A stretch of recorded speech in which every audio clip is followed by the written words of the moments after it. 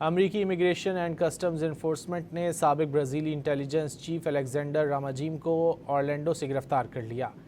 سابق برازیلی intelligence chief Alexander راماجیم کو سابق صدر جائر بولسونارو کے ساتھ مل کر بغاوت کی سازش کے جرم میں سزا سنائی گئی تھی، جس کے بعد وہ گزشتہ برس ستمبر میں برازیل سے فرار ہو گئے تھے۔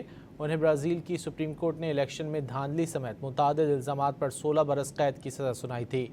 راماجیم پر انٹیلیجنس ایجنسی کے سربراہ کے طور پر سابق صدر بولسونارو کے مخالفین کی نگرانی کا بھی الزام تھا۔